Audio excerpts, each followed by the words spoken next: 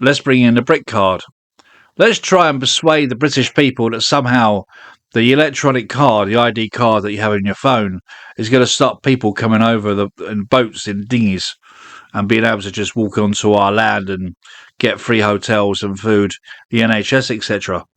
And somehow there will be, I hate to say this, ladies and gentlemen, but there is going to be a percentage of our society, some percentage of the UK, that will actually believe what they're actually saying.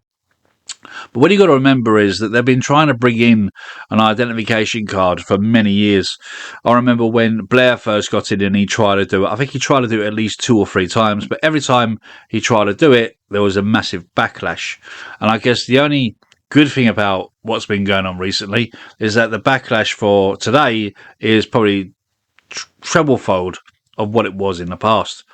2.5 billion people so far signing petitions to stop it from happening, and you never know, it could actually go ahead. But what this GB presenter is talking about is absolutely true. There's such a thing in China called the social score, and it basically tracks everything that you do. It doesn't allow you to eat certain foods on a particular, I don't know, maybe they want you on a certain diet. It will track you on your journeys. It would only give you permission to travel somewhere if you hit a certain percentage on your social score. And this is exactly what they're doing. This is the first step to that social score system. Today in China, there are some 600 million surveillance cameras, one for every 2 citizens, able to track people's movements down to the minute. Every street corner, there's facial recognition, there's digital recognition, there's the social credit system. The social credit system is the sort of highest aspiration of the Chinese Communist Party, to have everything every human being does go into a computer system. And with AI and all sorts of other sophisticated programming, you can know exactly where a person is because he'll have bought something with a credit card or a digital payment system. His car will have gone down a highway. Every kilometer, there's a camera taking pictures of your license plate. They will know everything about everybody real time. A centralised ID, like the Brit card, will track everything you do. So when you check in to the GP surgery, the government will know. When you make a payment, when you log into a website, when you get on a train, imagine a digital record of your daily life monitored by both public and private entities. Your movements, your choices, your health, and critically, your opinions.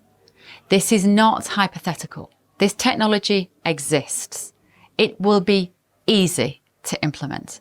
Look, I understand. I could quite clearly think how you're thinking. I'm 52 years of age, and nothing like that has ever happened in England. It hasn't happened in England. We have been invaded by people in the past, about countries and all that sort of jazz. You know, we've got a big, varied history in Britain. But bringing in these kind of things and the government being in control of us, no, that hasn't really happened in Britain. Hopefully never will. But the fact is that we are very, very close to exactly that. We're only 1 or 2 steps away from being China. Seriously. Where they're able to control your life, what you eat, where you travel, where you go, everything to do with your life, the way you socialize with people. And that's the social credit score, which is in China. And that's what this digital ID is leading up to. It's only about 3 or 4 steps away from being exactly that. See, in the past, what you've got to realise is that governments have always used something that's happened, whether it's been done by the government, like the Conservatives and Labour, when it comes to the borders being open, like the dinghies coming over, the crisis.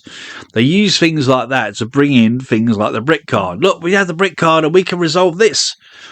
And they've always done that over the years. And there are many occasions of it, big occasions, which I don't want to go into because everyone's going to call me a conspiracy theorist. But you've got to understand that this Brit card is to the detriment of your kids, your grandkids, their kids, their kids, and their kids. If you want Britain to be a free country, if you want Britain to be safe, then you need to make sure you stop things like this. If you want Britain in a few years' time to be like China, then this is what you need. Now, China's surveillance state is going global. Chinese-based companies have sold their sophisticated technologies to over 80 countries. These systems make it easier for autocrats to spy on their populations. It's giving them an unprecedented level of control when it comes to the choices, communications, and private transactions that citizens are making. In Uganda, tech from Chinese companies like Huawei is allegedly used to spy on government opposition figures. Have been put under 24-hour surveillance. All our phones are hacked. And even in London, which is the third most surveilled city in the world, half of its councils use camera systems from companies linked to the abuse of Uyghurs.